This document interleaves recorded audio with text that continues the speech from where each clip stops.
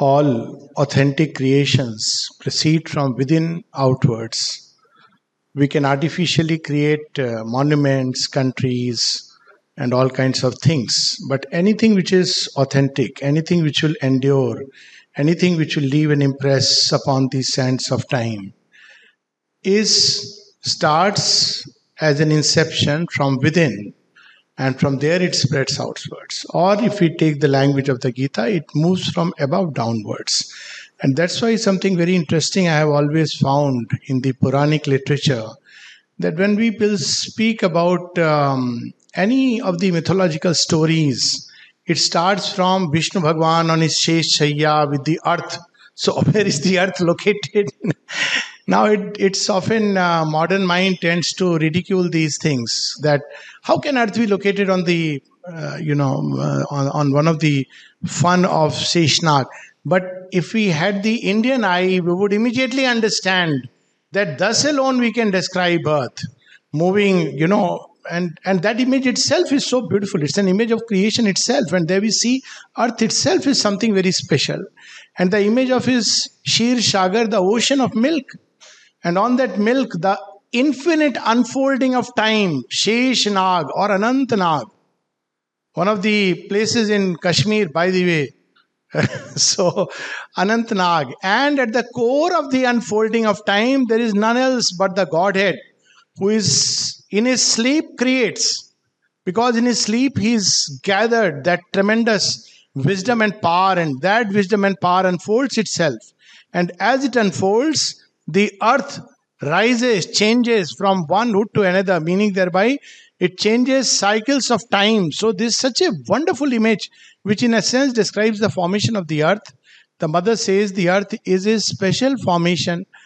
We can use a modern language, it's the grand laboratory of nature, in which one after another several things are taking place. And while if we go into the far reaches of space and into these long unfolding of time, still there is something which happens on earth which is not found anywhere. Though a speck, if we see the totality of the universe, yet upon earth there is something special. And that special can go not only beyond the speck, it can hold the whole cosmos, creation within itself. That's what man is meant to do. But within earth, if we see how India is formed, that is a very interesting story. And to cut it short, we see that originally there was one single body, and it was nobody knew its name. Now we give a name Pangea, and then it split into two, one part northern and the other part southern. Now India is very special because though it belonged to the southern part called Gondwana land, it breaks free and moves northward. That was a time when many parts were breaking up, and it moves onward, upward and unites with the upper part, Eurasia, and it unites, and that's how the Himalayas come up. And if you really look at the way India looks, just the geographical features, one thing that strikes to me as a doctor is that if there ever is a heart in the earth, it is India. It literally looks like a heart, So I often say this, that, in the body, if you can describe the body as many parts, having this part, that part. You can describe even the mind as this ideology, this thought, that. But all these may have maybe many, but the soul is always one. You don't say this person has 5 souls or 6 souls. You can have 5 soulmates, but soul will be always one. Not to be taken seriously. But soul is always one. And in this entire earth, if one looks at the whole journey of India, as if it was meant to eventually join two great masses of humanity which were to take place, it is India. It is the soul of the earth. And that's why it is something like a very special formation. Often people ask that, why there are so many problems in India, where there is Vedas, the Upanishads, and all kinds of great seers and sages. So I ask them that, are challenging things given to ignorant and weak people? The greater the consciousness, the greater the possibility, the greater the challenge. So while there are nations which are regarded as Bhog Yoni, though I am doubtful if there is ever a nation where you can have Bhog Yoni. Bhog Yoni means if you have done good deeds and you have to just rest in peace, RIP or RIH, rest in heaven. You are born in some of these nations. where you do the bhoga and come back. But if you have to do yoga and evolve, it is India.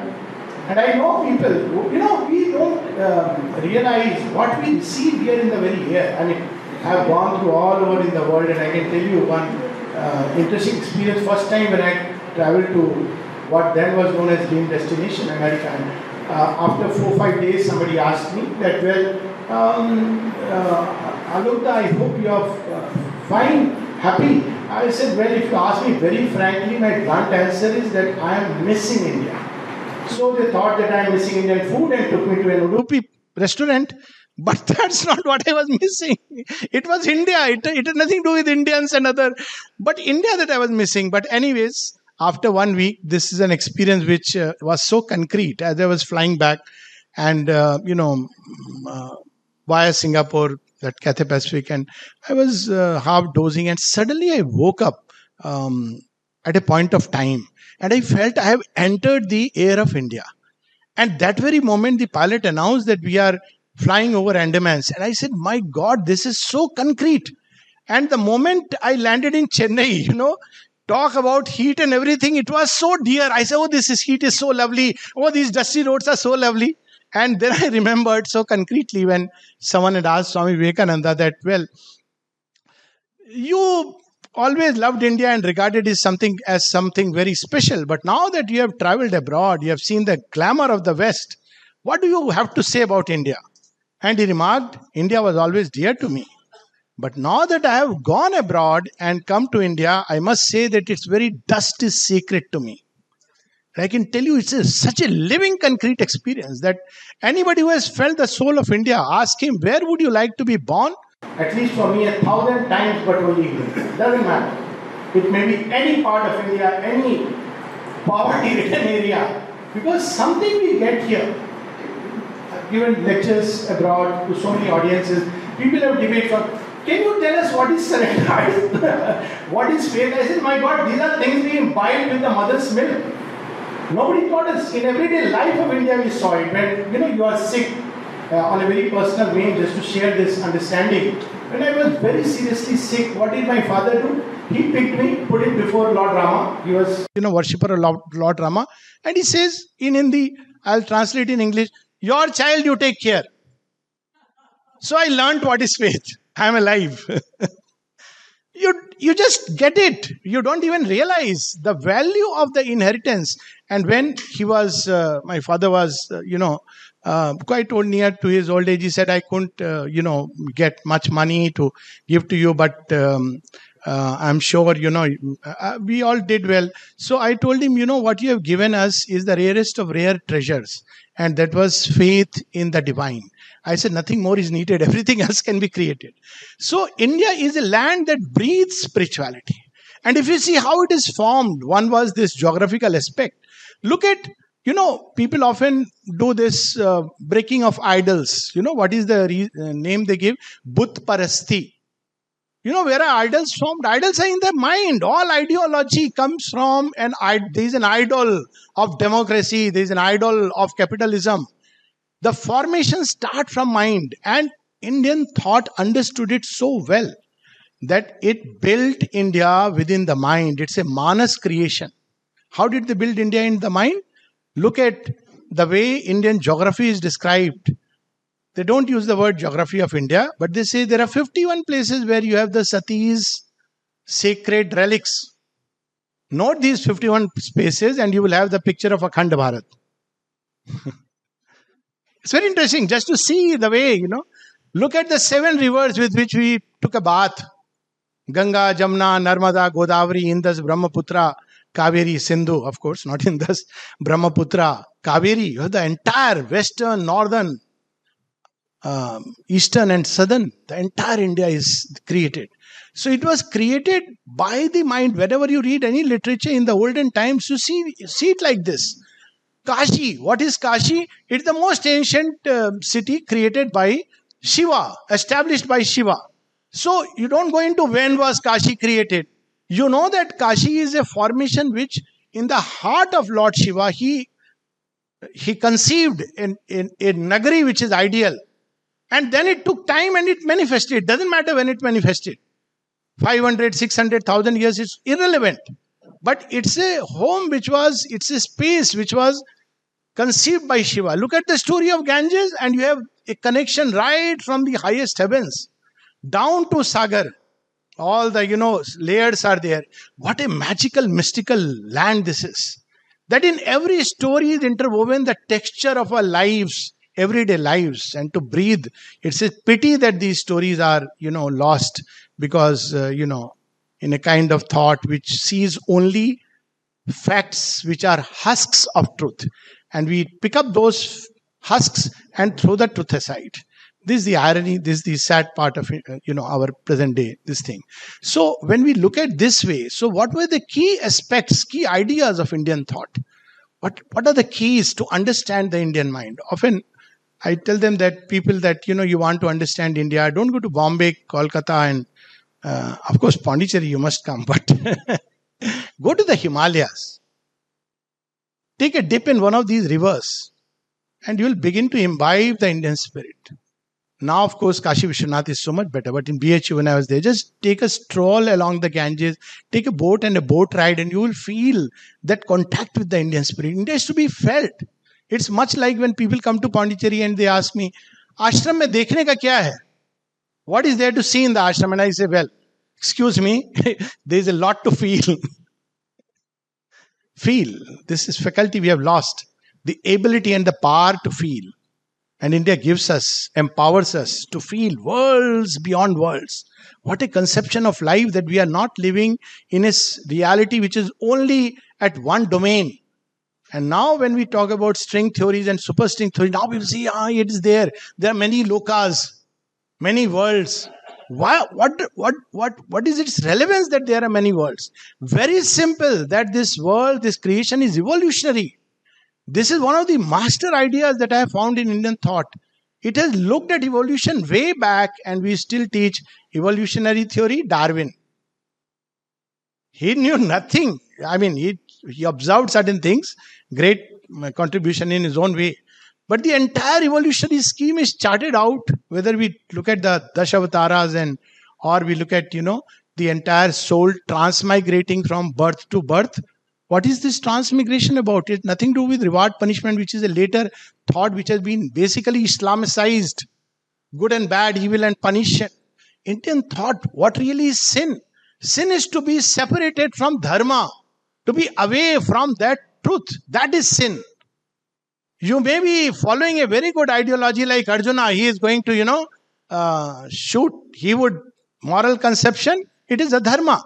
But you see the language of the Gita, it says, if you do this, take sannyas, then you are deviating from dharma. What a powerful statement it is. So these are some of the central ideas. 3 central ideas, 3 or 4. The first, of course, is well known. Ekam sat vipra bahudha vadanti. There is but ekamev dvityam, one reality without a second. But the beauty of Indian thought is, people say, yes, it's everywhere. Yes. But unfortunately, they gave a single name to it. Often I have a joke sharing with one of my Swiss friends, elderly person. So he says, Sabka Malik ek. I say, yes, but आगे ये मत कहना कि वो जो मेरा नाम दिया हुआ है वही मालिक है. सारा प्रॉब्लम वहां शुरू हो जाता है. Yes, everybody says there is one reality, but fixes a name, defines it and finishes it. India had the courage to say truth cannot be defined, it can only be lived. And to live it, you must understand dharma. There is no other way. You can become one with it through yoga. There is no other way. But the moment you define it, it becomes either an ideology, a system, a philosophy, or whatever nonsense or limited thing we may call it. So this ekamev dvityam, look at the way it says, one without a second. That's it. Such a master idea. And it left people free to take names. Ekam sadvibra bahuda vadanti. So that's why even till now, of course, we have started moving into a different age. But people used to, when they would keep names of children, they would, consult Vishnu Sahasranam or Lalita Sahasranam for the girls. Like, doesn't matter what you call, they're all names of the mother goddess or names of. So this got inbuilt into the fabric. That all names, all qualities, they derive from the one. He is of infinite qualities. Each name is a quality. Each person is born to express or manifest a particular quality of that one. So that one is not a blank, featureless unknown, but he is infinite. And therefore, we have the second wonderful truth in India that, of course, first is you approach him by many names. The second wonderful truth that the one and the many gods. We have done away with the gods, and Sri Aurobindo says whether you like them or not, you can't wish them away. So people often ask that why are gods necessary? Well, they may not be necessary to yoga, that's one part. You cannot understand creation without bringing the gods. There is the one and there is creation. Who manages the creation? The gods are the cosmic managers. That's how one has to look at it. So there is a god of destruction, god of preservation, god of balance, and you can't understand creation without the gods. And religions which did away with the gods, they missed this intermediary link. So there was one and this was either illusion. You had complete Dvaitvad. There is the one reality and there is this multiplicity you can't understand. But Indian religion kept intact the graded hierarchy of the worlds and the many gods. So it was so easy to understand creation. Behind every element of creation, there is a particular god or godhead, which is a power of the one eternal. He is working, operating. And the beauty was, idols came much later. The beauty is that when you look at the Vedic times, you don't see these images and idols or, temples. But everything was connected to that. The river, it was connected to the one God. Everything had that different aspects of the divine, the eternal. And it has got so deeply inbuilt. So Indian paganism is a wrong word to use. But Indian thought of the many gods is different from the European conception of many gods. In the European conception of many gods, there is no one unifying deity. But in the Indian conception of many gods, there is one unifying deity. They are all powers of the one. So you may worship Shiva, you may worship Vishnu, you may, whichever way you go, but ultimately they derive from the one reality. And it is important to understand these two, the one God and many gods. They coexist together happily and harmoniously because there is the one. Otherwise, the gods will quarrel. So there would be such a beautiful conception. I mean, gods may not be needed for our individual growth, but in everyday functioning of life, look how they saw the nervous system and they would invoke the gods. Make our nervous system, the flow smooth. So you have the Ashwins, you have these, Twastri who is fashioning the chariot. How did they see the human body and human being? Let's come to that. What was India's conception of human beings? What was the idea? Human beings are fallen creatures, condemned to an eternal damnation. No. Human beings are divine in disguise. Look at the two conceptions. And it changes the way we deal with life. I often quote this story of a doctor. He would go around, see the patients, and somehow his results were better than others. Same medicines. Every doctor uses more or less the same medicine. Little bit variation. The company brand name may be different, but product is similar. So people ask them, what is your secret? He said, you want to know? Okay, my secret is very simple. When I stand before a patient, all that I do is inwardly I say, hey Sachidanand Brahma, why are you wearing this kind of a ugly disguise? And Sachidanand Brahm promptly hears, even to Prahlad's query of Hari, Hari, Hari, he manifests even in the pillar. God is in matter. Look at the conception. What a beautiful thing. He is everywhere in everything. And most importantly, He is within us. This may sound very, okay, He is within us. He is within us means in our deepest essence, we are God. Sohamasmi, Tattvamasi. What does it mean? This just remembering and meditating upon this one idea makes us free. To start with, as a starter, when you go for dinner, you take a starter. The starter thought that the divine dwells within us means we are never alone. We may be in the worst of situations. And yet, if we just remember this one thing, that He dwells within us, can we ever be afraid? That's why Brahman is described as Nirbhayo. You cannot have fear of any kind. Just because we know that God dwells within us. And this thought, this remembrance opens doors to infinite possibilities. Paucity of time, so I'll not go into infinite possibilities, that this truth that there is the divine reality within us opens. And it's there in all its fullness. See, people often say that India gave the conception of zero. India also gave the conception of one, which is as important. You see him one way, it's a nihil.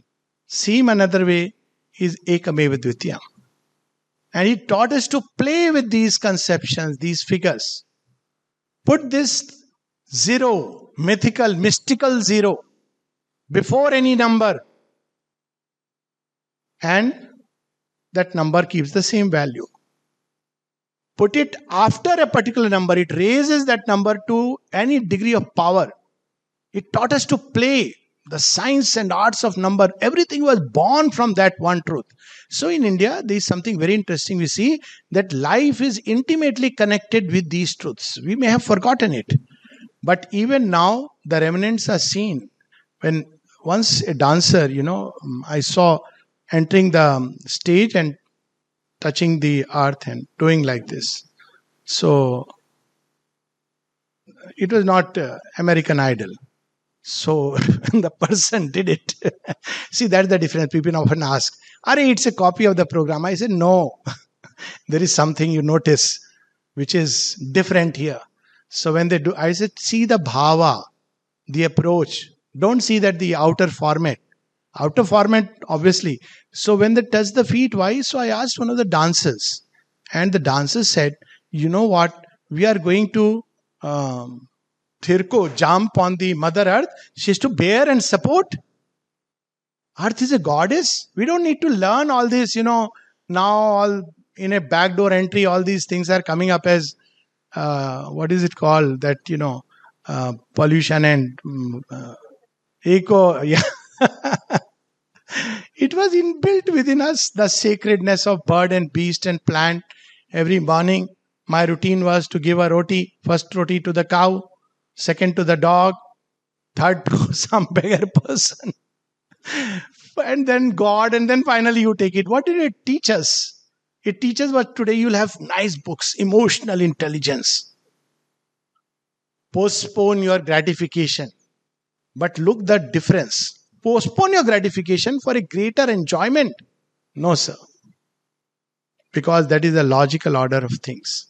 First, the one, then the all, then myself. This, the services, Indian Air Force, and we used to have a motto which inspired me a lot, and I think Pradeep ji is sitting here somewhere. So the motto used to be, the welfare of your country comes first, always and everywhere. The welfare of men who work with you, your subordinates, it comes next, always and everywhere. Your own welfare comes last, always and everywhere. The law of sacrifice. And through sacrifice, we do not immolate ourselves, but widen ourselves. What a conception. How do we widen ourselves? Because we include the whole creation within ourselves. It's not through a mental conception. When I understand that all are integers of one reality, and to give to others is as much to give to myself. Such wonderful things.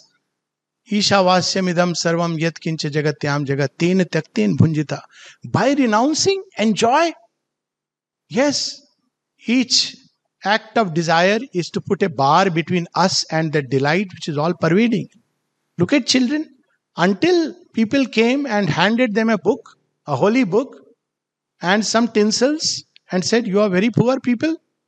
We are here to teach you how to live royally. Until then, children could enjoy running in the mud, climbing the trees, because that delight of existence came from every side. Now they are not happy until they have WhatsApp, even a small child downloaded. This is the teaching coming from a world where there is no conception of the divine. So this is such a powerful and beautiful, such a tremendous vitality. Sri Aurobindo says, Indian thought, it is only one aspect which, brought in this aspect of asceticism, Maya itself. Maya was never considered as an illusion. It was a power of the infinite to turn the infinite into seemings of the finite. It was a power of the Lord.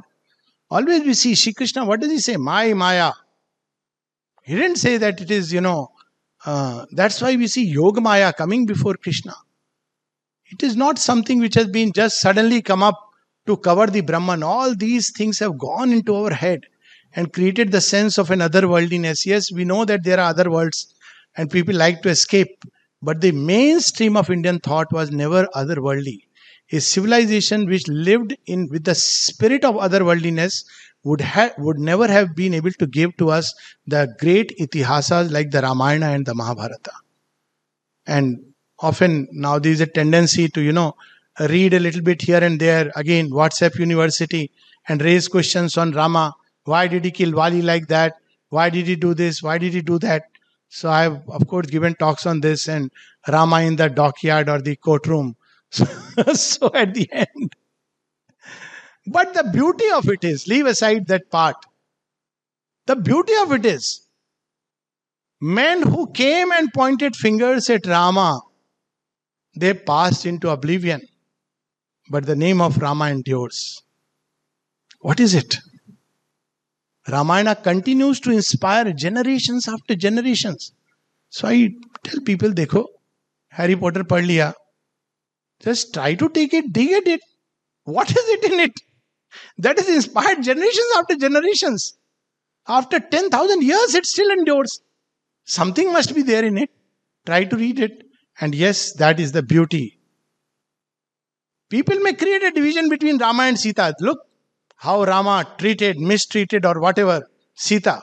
But still when we go everywhere, we say Sita Ram, Sita Ram, Sita Ram. We don't say, oh, Sita has condemned Rama. This is our modern mind. Spiritual feminism is there in Ramayana. Sita is never shown as an abla lady. She is empowered woman. With or without Rama, she is the divine mother who can create. She is not afraid even in the Nagari of the Rakshasa. She knows that if she had to pick up a blade of grass, this story from the Ramayana, Ravana cannot cross that space. She actually challenges him. If you think you can't touch me, try crossing this blade of grass. And Ravana is shattered. This is spiritual feminism. And without Sita, what is Rama? Sita, tell me, where are you? He asks every lata, pata, everything. And even Sati is, whom are you worshipping? This ordinary mortal? And there Shiva says, he is not ordinary mortal. Mortals don't love like that. This part is my paraphrasing. Mortals will say, oh, good riddance. They will file an FIR. Then they will start looking for other matches. But Rama is not an ordinary mortal. Without support of his own army, which was, Dasharatha had fought the war of the worlds. And yet, by an army of monkeys, he goes there. All the way. What kind of love is embodied in Rama's heart? And even after Sita is sent back and to the forest and after she enters the earth, Rama never remarries. What a tremendous personality and power. Even till today, to match that ideal of Rama is difficult enough. Krishna, of course, goes beyond. And of course, there is Sri Aurobindo who takes it to the ultimate level. This is India. It dwells not just as a piece of land or in the geography. India dwells in the heart of the seers and the sages. It is the chosen place of the God. For what? And Sri Aurobindo puts right there the real thing about India. It is Sanatan Dharma. To give to mankind the eternal law of life. And what is this law? Sanatan Dharma. It is not about do's and don'ts. It is not about reward and punishment. Eternal law. There is a truth which is unfolding itself. And this unfolding of truth is dharma. Be on the right side of this unfolding, you are with dharma. Now we use the phrase right side of history. Be on the wrong side of this unfolding, you have adharma. Both Kauravas and Pandavas are fighting. If you look outwardly, you'll say, what is this? This is fratricidal war. No, sir. That's an outer vision. There is on one side the unfolding of dharma, and the other side there is adharma. It had nothing to do with somebody's. People often say, oh, it is Hindu versus that religion. No, India never looked at it like that. In fact, there were none. But India looked at, if people have to fight, it should be truly in the right spirit. Dharma. Dharma has nothing to do with my belief system. Dharma has to do with what is true, what is beautiful, what is good for the collective march of mankind. And any group, any civilization, any religion, any ideology which is a threat to mankind, we have to fight that. Not because one is against a particular religion or ideology, but because it is adharma, it is leading mankind towards destruction. So the original conflict was always between dharma and adharma. Or if you want to put it in a figurative story way, it is between Deva and Asura. Deva are large, wide, luminous beings who are ever engaged in helping mankind to grow towards light. Asura is those which constantly divide, create confusion, teach us greed, possess. They teach us revolution flows from the barrel of a gun. That's not the teaching of this great wonderful land. So such wonderful ideas have nourished, gone into our soil. That one reality with two poles, matter and spirit, are fundamentally two ways of looking at one truth. There are no two truths. And if we accept that, you see the heydays of Indian civilization, you have such karma yogis as Bhishma and Arjuna, and many of them, they were great karma yogis. But subsequently, yes, India's bane has been Mayavad, and what happened? Mayavad is nothing to do with the Maya in its true conception. Even in its true conception, we have Vidyamayi and Avidyamayi, where we understand the finite, but we are one with the infinite. We understand the unfolding. If one has to understand the ways of the Indian psyche, one has to understand dharma. And this dharma is primarily, and if one has to say one single line definition, what is dharma? All that helps the individual and humanity to move towards some vision of that truth which is enshrined within creation. It doesn't matter how. That is, Indian thought left us free. Doesn't matter how. But that is dharma. And all that obstruct that unfolding, all that comes in the way, resist that unfolding, it is adharma. There are many other wonderful conceptions, ideas which have gone into the soil of India. India has sown seeds of light in the soil of earth. Some of them have flowered into wonderful trees, not only the Vedas. Vedas originally are within the heart of the seer. The eternal Veda is secret in the heart of man. The Upanishads, the Itihasas, the Puranas, and many other literature that came. But these seeds of light are not yet exhausted because they are seeds of the eternal and the infinite. The last word of India is yet to be spoken. The last story of creation is yet to be written. The last rig of the Vedas is yet to manifest itself.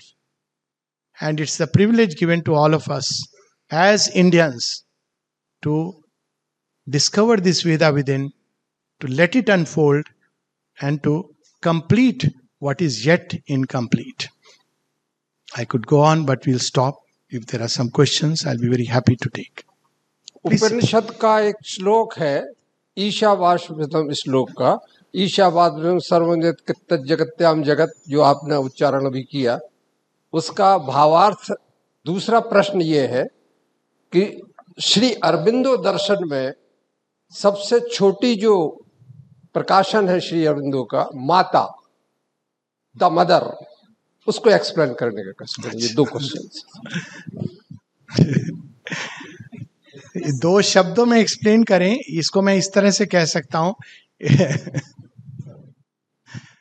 दो शब्दों में अगर explain करना है, किसी ने मुझसे पूछा दो शब्दों में describe truth in 2 words,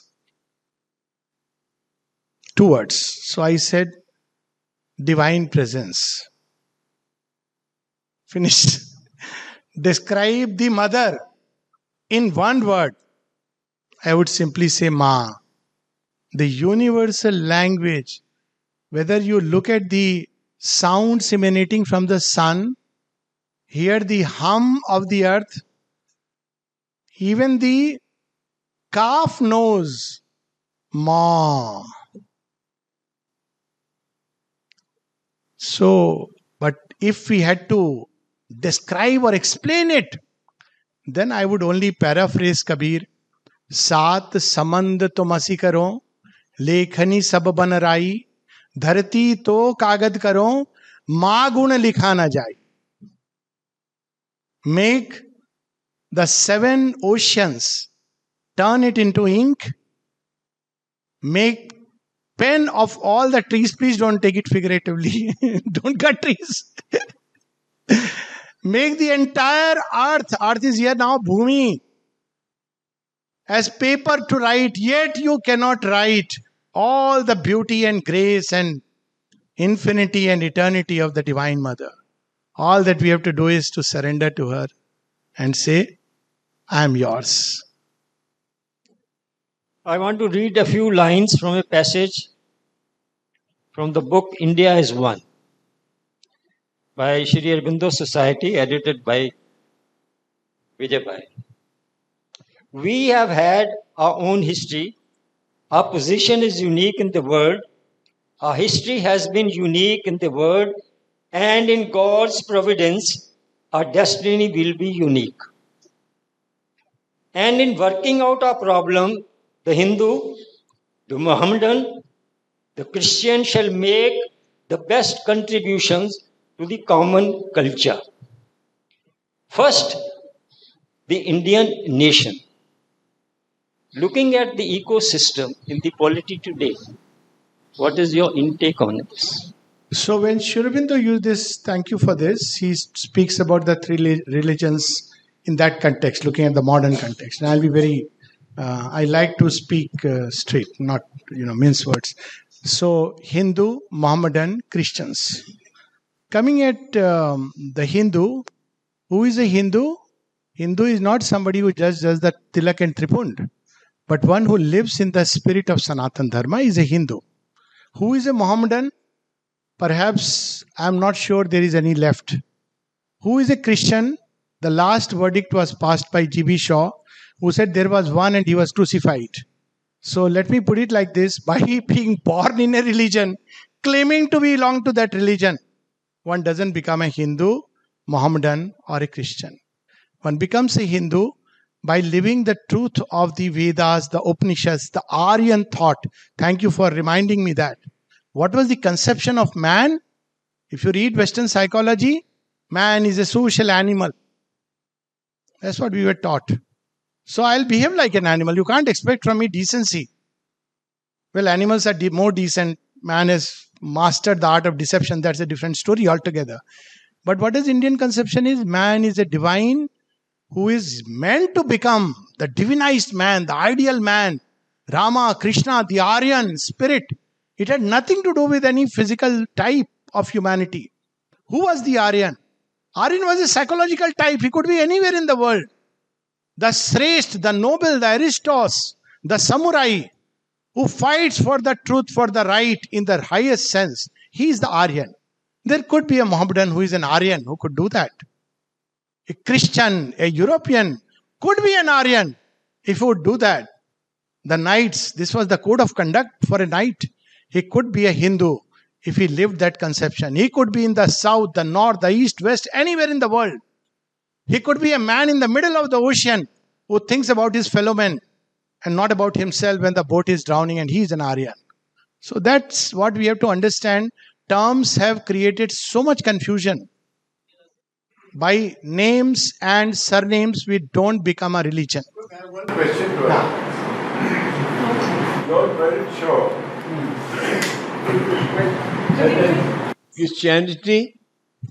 Christianity died on the cross. Yeah, that's what I said. There was only one Christian who died on the cross. Sri Aurobindo, in fact, said something very interesting about it. He said that through Christ, the message of Buddha was carried from the East, and it was uttered through the lips of Christ. And then on his tomb, the religion and institution was created. In India, there was no conception of organized religion. There were ashramas. Organized religions is a pain because it fixes the divine and infinite into fixed ways of life and terms. That's why they are doomed to failure. It doesn't matter. Even in Islam, as long as there was Sufi movement, not organized into a fixed format. So, see, beautiful. In Christianity, there were the Gnostics. There were alchemists. What happened? The only difference is because the hardcore elements took over and destroyed it. See, that's what happened in Kashmir. It was not about Kashmir, but Sufism, the esoteric Christianity, of course, Shaivism, the Shakt cult, Buddhist cult, all of them were destroyed, and they were attacked because it was the head which kept all these wonderful essence of every religion. So we should not give any importance to name, surname and say this person is a Hindu or this person is a Mohammedan. If one is not living the truths of that religion, ultimately what is the truth? It is the truth of humanism moving towards its great divine destiny. If that is missing, it's missing. So yes, there was one Christian who died on the cross, who was crucified. That's just to complete, and that is the strength of Hinduism, that it doesn't have one God, one book, because it believes in the evolutionary impulsion of time. So Rama comes and gives an ideal way of living. Krishna supersedes it without destroying it, mind you, integrates it into a greater truth. And then Sri Aurobindo comes. He supersedes it, but without destroying anything, taking up the truths of the Gita, integrating into a still greater reality. So in Hinduism, because there is not one book, one God or whatever founder, we have this possibility of evolutionary impulsion. And another beautiful thing about India is Shabd Brahmati Vartate, go beyond the word of the scripture. That because of the living parampara of master and disciple, the word of the master was always regarded greater than the scriptural verses. Nobody asked Sri Ramakrishna, sir, which Vedant Mimamsa are you talking about? Sri Ramakrishna said so, and Swami Vivekananda was created. He had not read these scriptures, and yet he could create 1,000 Swami Vivekananda, as he said. So this is the beauty of Indian thought. Its many-sidedness. Not one book, not one founder is one of the greatest strengths of India. Shri Arvind ने सनातन धर्म के राष्ट्र धर्म है, और आज इतने सारे धर्म हमारे यहाँ भारत में हैं। उन सबको लेते हुए आज की जो परिस्थितियां हैं, इसमें श्री अरविंद हमें किस तरीके से गाइड करते हैं, या हमें हम सब लोग को क्या करना चाहिए? बहुत सुंदर प्रश्न है। आज की परिस्थितियों में हमें क्या करना चाहिए? इतने सारे धर्म हो गए भारत में, सनातन धर्म उसमें से एक है। ऑफ कोर्स सनातन धर्म की स्पिरिट में हम जाएंगे तो जैसा मैंने बताया, I will answer in Hindi probably, या इट्स और okay in English I will answer, okay, because many of the audience, what we should do in the present context, always, today, yesterday, tomorrow, live according to the highest ideals of the race, embody the soul of India. Doesn't matter if there are hundreds of people speaking nonsense all around. Let us recover the Aryan spirit. This is Sri Aurobindo's, may not be exact words, but something like that. What an Indian must do. He says, recover the Aryan spirit, the Aryan thought, not only, through a scriptural reading, but in life, in action. Wherever one of us goes, people should wonder, where is he coming from?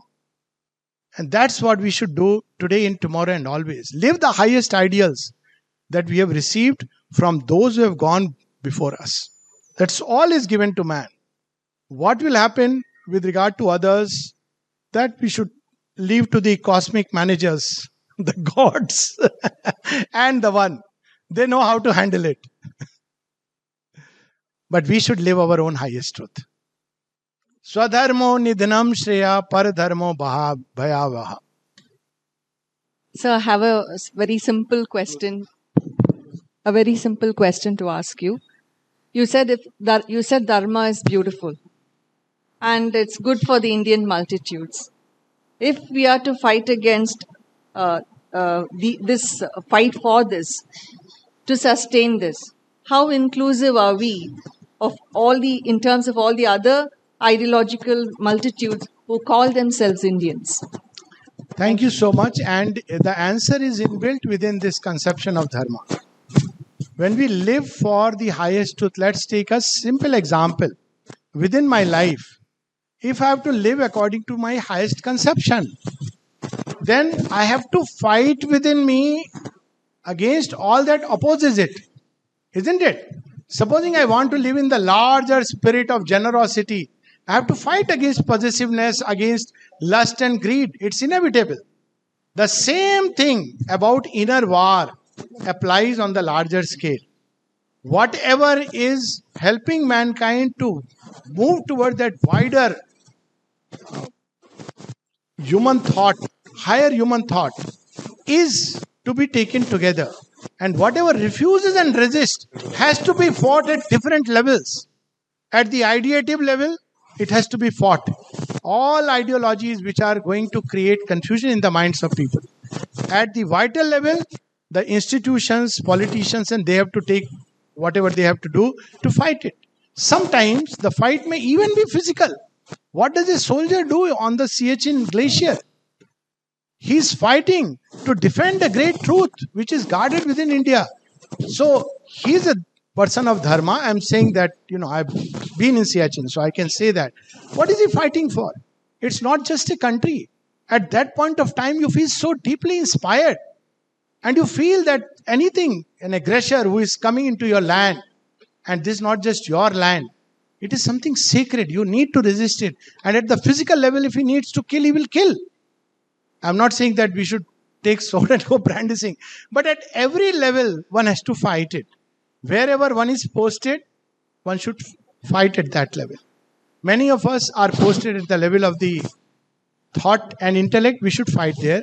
Those who are living in the soul must fight there. Sri Aurobindo fought against the Nazis and Hitler by the spiritual force. So whatever level we have to fight. Because otherwise, if we start saying inclusiveness never means the waste paper basket inclusiveness. It means the wideness of the sky and the sun. And in that inclusiveness, the word which Indian thought used was rit. Satyamev jayate nanritam. Unrit. So rit means the cosmic order. It means there is a hierarchy. It means there is an evolutionary process. Unrit is when anything disturbs that hierarchy. It could be even this thought, all are equal. All are equal is the truth of our essence, not the truth of our outer being. And if we do that, it creates confusion in the minds of people. So, truth manifests in a graded way in space and time. That manifestation of truth in space and time is Rit, the law of truth, the way it is arranged. Don't we say that with children we have to deal differently than an adult and than with an old man? Don't we see with plants that there is a season in which you have to till the soil, another when you have to water, put the seed? The same is about Rit. So ideologies had their season. All that I can say is that season is over. The winds of time are flowing towards a larger spirit of inclusiveness, not of the waste paper basket where everything is put together, pell-mell, but of the sky and the sun. Into that vastness we must arise. The sun knows where each thing should be and it should be kept in its place. Out of its place, it's a danger and a meanness because it disturbs the evolutionary process. It will not be forever in its place because it will keep growing, upgrading itself. It's like the ritualist. The ritualist may start with ritual, but eventually he has to discover that the God whom he worships is the God within him. We don't destroy rituals. We say this is the starting point. But if you make this outer ritual as everything, then there is a disturbance in the cosmic order. Good afternoon, sir. As you said that Hinduism is the greatest and strongest religion with lots of God and lots of temples. But as I saying that Hindus are as a religion which has more divisions in the name of castes. What do you think about it, sir? Caste. Okay. Caste is a imposition by the Western thought about what it meant at all. Caste. Okay, no, good question. Please sit. What did originally it mean? It meant that just as there is this idea of evolution. So if you see caste, it is intimately connected with the rebirth theory. Man starts his long career by just being Dehe Chinmay. He is conscious of the physical world. And he is born into physical world. He understands only physical world. Doesn't matter what job he is doing, but he is a Shudra. He is to serve. And service is not something menial. This is the European conception. Service is so beautiful. All of us must learn the spirit of Shudra if we even want to be the true Brahmins, because by being a Shudra, we open the gates to the higher. Look at Krishna. Krishna becomes, he picks up the jhuta, that, scavenger's role he does in the yagya of Yudhishthir. Then, after the physical world, through the process of rebirth, we become conscious of larger vital world. We want to engage in amassing things, expanding. We want to conquer. We want to become mighty and strong. And we have the Vaishya and the Kshatriya. And after we have gone through this process of evolution, we turn towards knowledge. We want to understand this creation. And then we become Brahmins. And then after that, we are ready for something still greater. So this evolutionary gradation of human development was the truth behind what later on it got degenerated into by heredity, though even there, they used the force of heredity. They understood heredity. They used it very effectively. But yes, like everything else, it suffered a degradation without a doubt. And so the same time spirit has broken the outer caste. But is it not an inner reality? When we forget this inner reality and try to make everybody fit into the same pattern, so what do we have? We have all kinds of incompetencies in the world. Shobindu says, better to be a good shoemaker than an incompetent king. So hierarchy is an inner truth. We like it or not. Each one has a way that the inner divine will unfold in him. And it has nothing to do with big or small. As I said, one is transiting from the physical to the spiritual. It is not a leap, passing through vital and mental worlds. So they understood this hierarchy. Therefore, this social order was created. And along with that, Adhikar Bhed came into existence. It's like not everybody can be taken in for nuclear technology just because one is a highly qualified scientist. Adhikar Bhed was like in medicine. If you make everybody doctors, you are making dignified pickpocketers. Sorry to say that. That's all. He's pickpocketing with the scalpel, not with the knife. I can make fun because I'm a doctor, so it's fine. But if you take a doctor and understand that, look here, sir, boy, you may study medicine, but first let me see whether you have compassion or not. Then you are signing in the right person. So the ancients knew about Adhikar Bhed. And wherever Adhikar Bhed was lost, as we see in the story of Karna, or in the Eklavya's famous story, their problems were created. So, of course, there are always outer stories have the limitations. But Adhikar Bhed, evolutionary process through which we move. Can we take a child in kindergarten and tell him, I am gifting you a Ferrari on your 5th birthday. On his 15th, he will own an airlines. On his 25th birthday, he will make the whole system bankrupt. I am not referring to any particular individual. But teach him how to, develop the capabilities, to really master such a thing. So that is the same principle of caste system, which it was not a system as an evolutionary order which was recognized. Namaskar, sir. I got a chance to raise my question, sir. It's respective Alok Pandey, which I heard number of times, sir. Anyhow, so one number of questions arise and I got my answers. But one thing you started from a geographical idea, that is Gondwana land and that one. So right now, north and south, ice glare is right now melting, but Everest pouring ice day after day. Yes. So, and high after high. In this climate situation,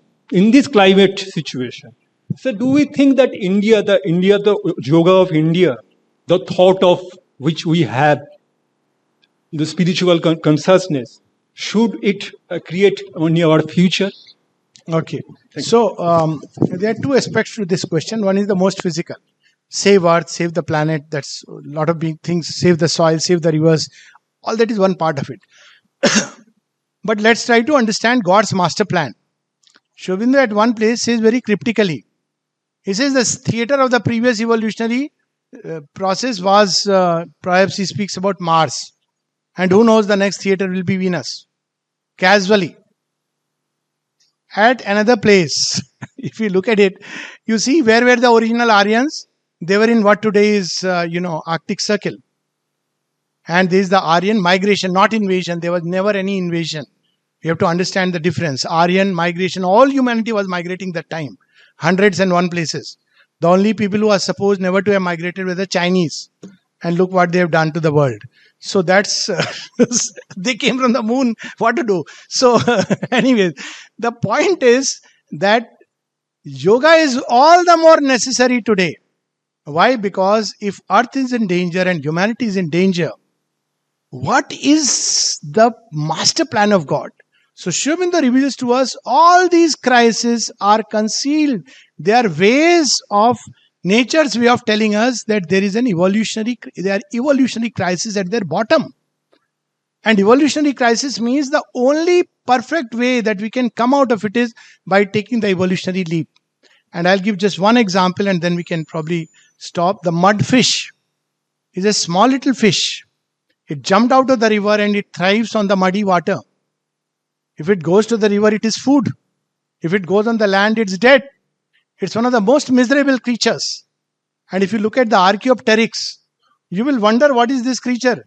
It's a snake which is flying. Dangerous, ugly, grotesque. But Archaeopteryx and mudfish were starting points of a tremendous journey. The mudfish created the Kashyap avatar, the tortoise, the world of tortoise. And the Archaeopteryx filled the world with beautiful birds. From the snake, it was a leap. So they were both crisis moments. Look at all the crisis moments. When the asteroid hit, the moon was born. When the second asteroid hit, the world was covered with tremendous green flora and fauna. And today, all the various crises that mankind is facing points towards one direction. O man, thou art God, become one with him. Not only in your soul, but even in your body. That is the perfect answer to all these various problems. Climate change, ozone layer and all these things. We must address them. I'm not saying because we need time, buy time before we have the new creation. But it is to move towards a new creation which is independent of these things. Today, we depend on oxygen. What was God's answer to the problem of carbon dioxide crisis in the world? When plants, carbon dioxide levels are going down, it created creatures who threw out carbon dioxide and breathed in oxygen. The balance was created.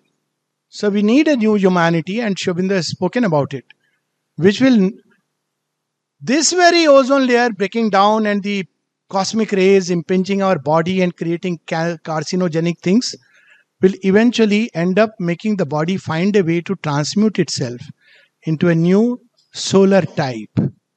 And I leave with this. So, maybe, yeah. climate change, Yes. bothering everybody. It is a part of evolution. Yes. All crisis. Because behind it is nature. Nature is conscious force. But yes, we are fighting against. We should fight. There are levels because humanity, there are layers which have to be there. But if we don't change within. That is the point. So the point is that, Mother's message, perfect message, the future of the earth depends upon a change of consciousness. Yes. And the change is bound to come, but it is left to men to decide whether they will collaborate consciously with the change or the change is thrust upon them by the power of crashing circumstances.